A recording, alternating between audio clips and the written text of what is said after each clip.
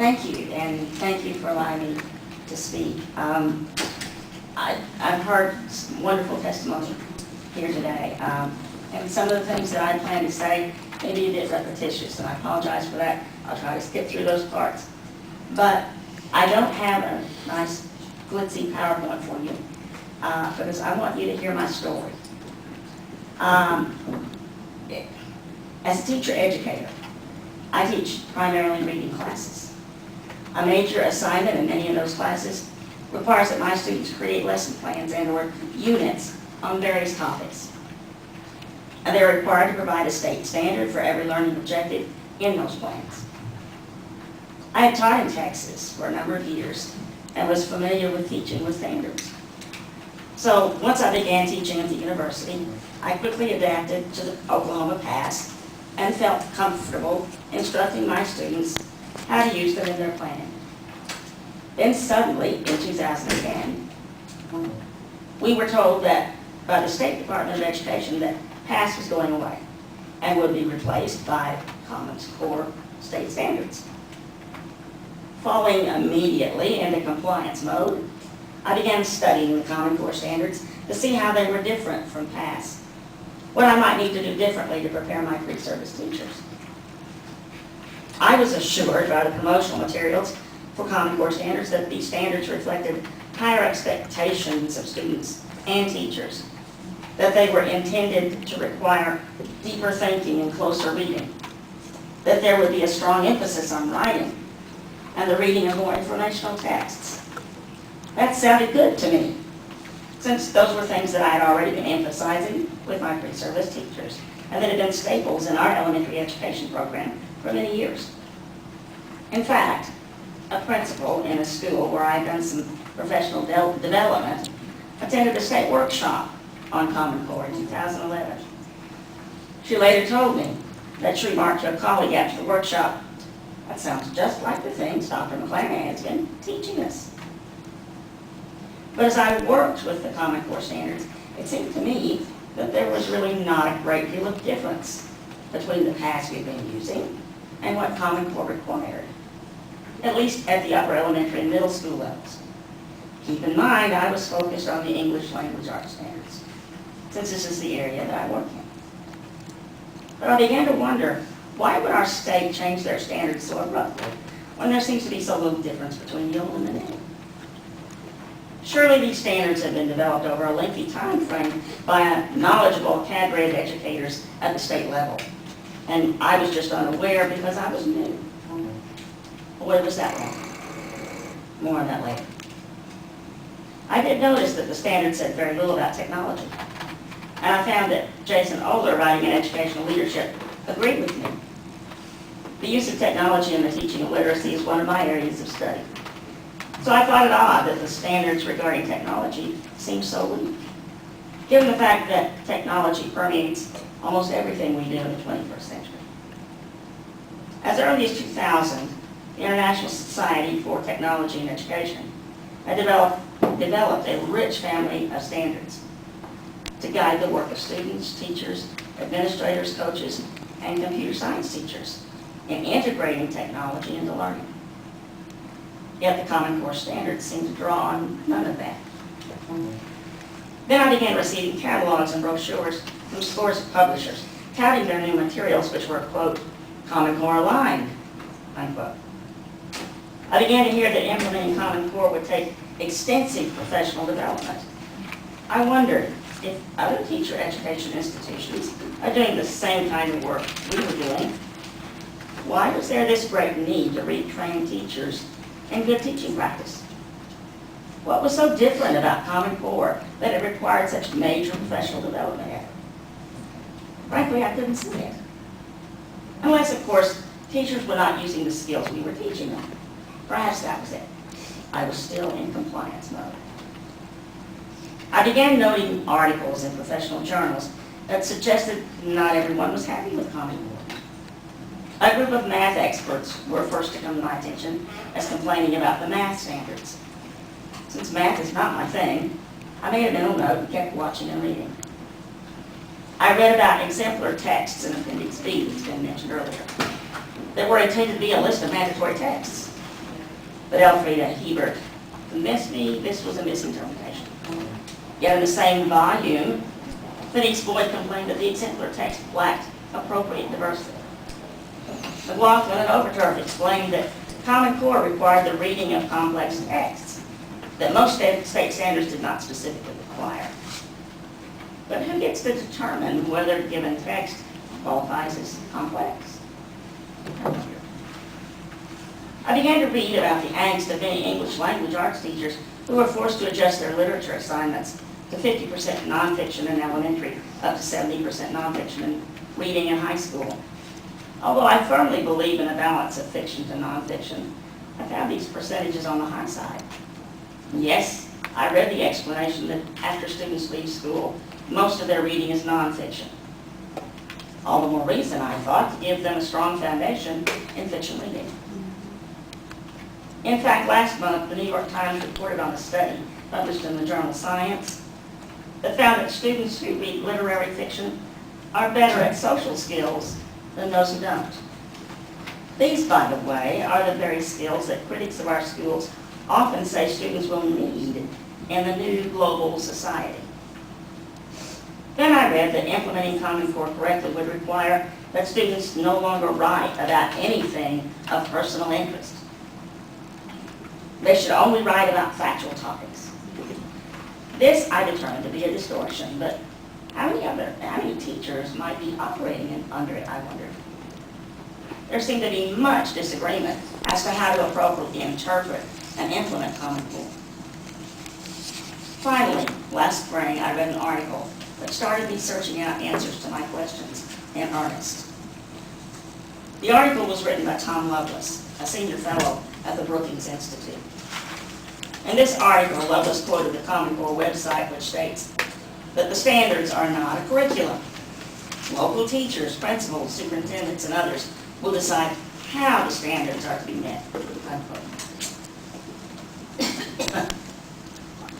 Although that sounded reassuring, Lovelace goes on to explain that school districts are now faced with a range of choices.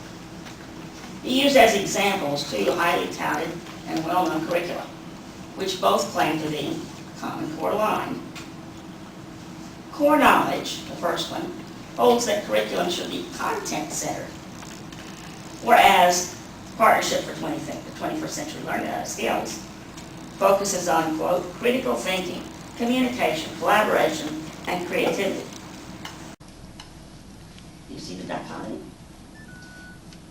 Certainly a school district has the choice of which curriculum meshes best with its worldview. The problem is, the tests that will assess students on Common Core are not created in a philosophical vacuum. Which view will the tests test? This is not a trivial question for school administrators and teachers, because as it is now designed, their very livelihoods are hanging on this decision. That article got me in deeper, and here's a summary of what I learned. First, I learned that despite the denial of Common Core promoters that the standards are not a curriculum, the high-stakes tests that are part and parcel of the Common Core initiative absolutely make them the curriculum.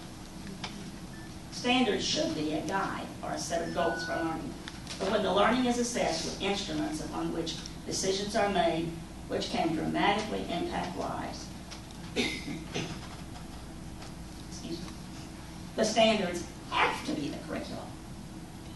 When teachers and schools are evaluated on the scores of their students on tests that they had no hand in designing, they will focus strategically on what will be tested. Teaching of the test, what's looked down on as unprofessional,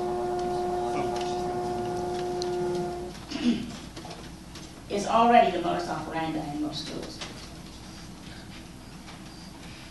Promoted from the top down in many cases. The result is a narrowing of the curriculum. We've already seen that under NCLB. It can only get worse under Common Core.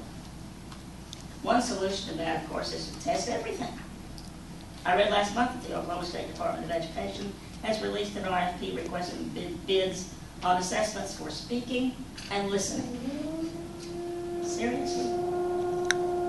I'm having a hard time imagining a computer-based test that can do an effective job of this, and I'm not the only one.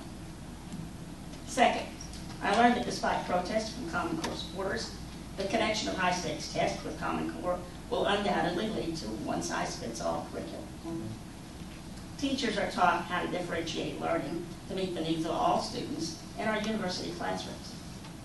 Using differentiated learning techniques, making modifications and accommodations, how to check for understanding and reteach using different methods when necessary, are part of what we teach pre-service teachers how to do. Nevertheless, the high-stakes aspect of the tests, combined with the standard curriculum that lays out in lockstep fashion exactly what must be learned each year, or each month, or even each week to achieve an acceptable grade on the test, leads teachers to cover material rather than go deep, or reteach for those who don't learn as quickly. William Stevenson says this: a kind of corollary has developed from the recent emphasis on testing and now the present emphasis on Common Core standards. The corollary is unintended and unacknowledged, but it is real. Here it is. All students should learn the same things in the same time frame and preferably in the same way. To most people who have taught school, it would seem foolish to make this assumption. However, if you focus on the reality of what the policies require, this kind of uniformity is hard to avoid. Brooks and Dietz put it this way: the Common Core State Standards Initiative goes far beyond the content of the standards themselves. The initiative conflates standards with standardization. For instance, many states mandating that school districts select standardized student outcome measures and teacher evaluation systems from a pre-established state list. To maximize the likelihood of student success on standardized measures, many districts are requiring teachers to use curriculum materials produced by the same companies that are producing the testing instruments, even predetermining the books students will read on the basis of the list of sample texts that illustrate the standards. The initiative compartmentalizes thinking, privileges profit-making companies, narrows the creativity and professionalism of teachers, and limits meaningful student learning. Third, I learned that where Common Core has been in place since 2010, we are reading reports of dramatic increases in children who are psychologically stressed. Students who used to look forward to school no longer want to go. Recently, a group of 129 authors and illustrators of children's books presented a public letter to President Obama asking for an end to the abuses of overtesting because of its negative effects on children's love of reading. Fourth, I learned that high-stakes testing will dramatically increase. Since the implementation of NCLD, Oklahoma has been testing its students statewide based on pass. So testing on successful standards is nothing new. These tests have been used to rate school districts, but have provided no information that is useful to teachers to help with individual students, and is never provided on a timely basis. 4 to 5 months separate the administration of the tests and the release of the results to the schools. Thus, they are useless to teachers for formative assessment, since the results are for students they no longer have in their classrooms. The proposed Common Core assessments are different. They are NCLD on steroids. This past weekend, I attended a literacy conference where 2 highly respected literacy researchers and theorists spoke about the Common Core standards. Dr. Robert Calfee of Stanford provided an understanding of the vision of the core and its goal of integration across disciplines, a concept I totally agree with. However, when I specifically asked about the impact of tests on these goals, he commented emphatically that tests would undermine them. I next listened to Dr. Tim Shanahan, former president of the International Reading Association, who also lauded the goals of Common Core, but went on to provide examples of test items from proposed tests of both PARC and Smarter Balance. The takeaway? He questions whether the sophisticated test will really work for a number of reasons.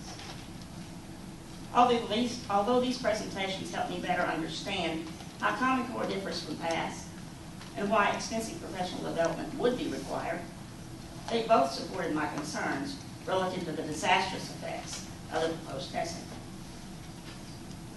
Initially, Oklahoma participated in part, one of the two consortia charged by the Federal Department of Education with developing multiple state assessments. Instead of one round of testing, for which the 2 months preceding the test is spent primarily in test prep, we know that. In a gross distortion of the term formative assessment, PARC requires 3 rounds of testing, beginning benchmark tests, mid-year formative assessments, and end-of-year tests. The testing sessions are lengthy, and many, if not most, will be done on computer. Many of the school districts in Oklahoma do not have the infrastructure to provide sufficient numbers of computers or adequate internet access to their students to take these tests. And what will test prep look like for these tests? As a teacher, I understand the value of formative or interim assessments to help direct teachers' efforts. Although the stated purpose of the first and second rounds of testing is to provide teachers feedback to guide instruction, the track record of OSTE in providing timely and accurate test results leaves me skeptical. Since Oklahoma pulled out of PARC to develop its own tests, at the moment, teachers all across Oklahoma are desperately trying to prepare students for tests to be given next April, the developers of which have not even been announced yet. And still speaking of tests, the number of hours, days, weeks, and months that students in our schools must devote to either testing or test prep is growing exponentially. Every time a student takes a test, that is time out of the school day taken from instruction. In our local middle school last April, it took an entire 3 weeks just to give the tests because they had to be taken on the computer, and there are a limited number of computers. It required 3 weeks to be able to schedule every group in and out of the computer labs. The disruption this caused in real learning is astonishing. Testing is not learning. And at this point, I have a quote from Rob Miller, who spoke earlier. And I'm going to go ahead and share this because he didn't exactly in his presentation. He provided a list of the tests that an 8th grader at his middle school will have taken by the end of the year. Here's the list. Probably 100 subject area benchmark tests, unit and chapter tests and quizzes in all courses, the ACT Explorer test, the OCCT writing assessment, the OCCT science test, the OCCT U.S. history test, the online OCCT reading test, the online OCCT math test, and for most students at Chinks Middle School, an additional ELI math test. And Mr. Miller mentioned the pilot testing that is in the future this April. I talked recently with a 3rd grade teacher in an Oklahoma City school. She told me that she is required to test some of her students weekly using a computer-based test. And the testing required was not often on the students' areas of weakness. Thus, the tests were meaningless for her use. She complained bitterly about the amount of time testing was taking away from teaching. I've thought about the amount of money being spent on the development of these tests, which are written by professional test writers in huge conglomerate publishing firms like McGraw-Hill and Pearson, with inconsequential input from Oklahoma educators, including teacher educators. I have thought about the millions of dollars it will take to get rural districts up to speed to allow their students to take these tests on a computer. If we were not committed to spending money on these questionable tests, imagine what we could provide for students and teachers in schools in Oklahoma. 5th, I learned that there is little reason to expect the Common Core standards will be any more successful in raising student achievement than the past was. The argument has been made that high standards will improve learning, and there is some research that supports that argument. Linda Darling Hammond, in her book, The Flat World of Education, reviewed a set of studies on the effect of standards on student achievement. What her review revealed was that in areas where standards were connected to investments in effective professional development, and where tests were used primarily to inform teachers and support curriculum reform, student gains could be documented on performance assessments. This was not true where the standards were not supported in these ways. In fact, when standards were tied to the knowledge-based multiple choice tests that were not shared with teachers in a way that they could use them to inform instruction or plan curriculum, the results were teaching to the test, which actually leads to less learning and critical thinking, and a narrowing of the curriculum, because, as Darlene Hammond says, untested subjects are neglected. In 2012, the Brown Center released a report which focused in part on the question of whether the Common Core state standards can be expected to improve student achievement. I quote from its executive summary, quote, "The study foresees little to no impact on student learning," unquote. Sixth, I learned that Common Core is inappropriate for early childhood, as has been mentioned more than once today. This fall, I'm teaching a course called Foundations of Literacy. This course focuses on the very early beginnings of learning to read and write through age 8. When I began to hear reports that the demands being put on first graders and kindergartens by Common Core were developmentally inappropriate, I decided to check it out for myself. Our textbook is written by Dr. Leslie Mandel-Morrill, one of the most highly respected early childhood experts in the United States today. On pages 52 through 58 in the text, Dr. Morrill provides a list of developmental characteristics of young children by age. I took the list for the 5-year-old child and compared it to the Common Core kindergarten standards. I found many mismatches. For example, cognitive characteristics of the 5 to 6-year-old child include that he or she can recognize that one can get meaning from printed words and may begin printing or copying letters. The kindergarten standards state that a kindergartner should be capitalizing the first word of a sentence, be able to write a letter for most consonants and short vowels, and spell words phonetically. I have included copies of Morrill's developmental characteristics and the kindergarten standards by copy of the presentations, which you can find over there, so you can see the discrepancies for yourself. How could this happen? One might ask, and in fact, one should. In looking into this, I discovered that the collaborative group of experts who were hired by the National Governors Association and the Council of Chief State School Officers were primarily employees of test writing companies such as Pearson, and none of them had any expert knowledge or skill in early childhood.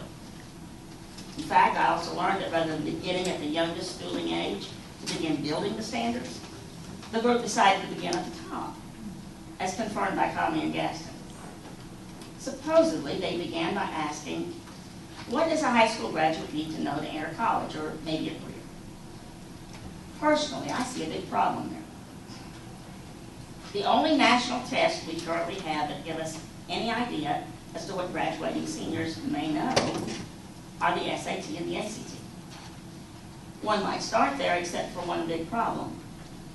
Every college and university in the nation handles those scores differently, giving them different weights in the selection process. A growing number not considering them at all. So how can we say these tests have the potential to tell us what colleges expect students to know? Another factor is that study after study has shown that the best predictor of college success is high school GPA, not scores on the ACT or SAT.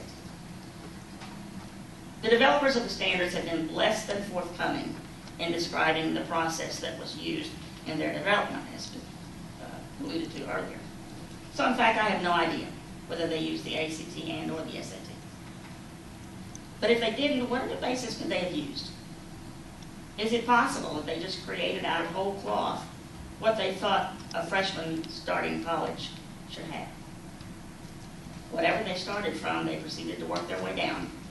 I could only assume that by the time they got to about 3rd grade, they had too many standards left over, so they just pushed them further. A report by David Conley and Paul Gaston released in October attempts to bridge the gap between Common Core standards and the degree qualifications profile, which you've probably never heard of. But this is an effort to describe the general learning outcomes a person graduating from college should expect to have regardless of major. The report describes a survey conducted by the authors of instructors of almost 2,000 college courses, asking them how well they thought the standards applied to their expectations of what an entering student should know and be able to do to be successful in their coursework. The authors concluded that based on the instructors' assessments, quote, the standards as a whole are applicable to and important for success in their courses, unquote. However, they also state that confirmation of such applicability can only come from long-term studies. Bear in mind that the creators of the standards did not even have this study to work from. Yet the writers of the standards were so confident in their work that Secretary Duncan required that any state who participated in Race to the Top must adopt the Common Core state standards. Conley and Gaston also point out that the Common Core standards do not specify to what level any given standard must be acquired or mastered in order to be college ready. We won't know that, I suppose, until the tests are launched. One of the things I learned in graduate school was that you can't assume a good idea will work. It has to be tested and tried, and the results have to be studied to make adjustments. I was appalled when I learned that the Common Core standards were implemented with absolutely no field testing. That means we don't really know whether or how well they work. The proper procedure would have been to try that out on a small scale before using virtually the entire population of the nation's children as guinea pigs. And by the way, the standards are copyrighted by the National Governors Association and the Council of Chief State School Officers, and states must be given a license to use them. It's free, of course, to states who adopt them. But that also means that states cannot change or adapt them in any way to meet specific needs. If they are truly state standards, why would a state need permission to change one? And thereby hangs a tail. 7, I learned that the Common Core state standards are not state standards at all. Mathis calls them de facto national standards, but I think they are more than de facto. The National Governors Association and the Council of Chief State School Officers, both national organizations themselves, were willing to front for the Department of Education, which appears to covet top-down control of education in this country. The NCSG and the CCSSO did not write the standards. As you heard earlier, they hired an organization called Achieve to compose them.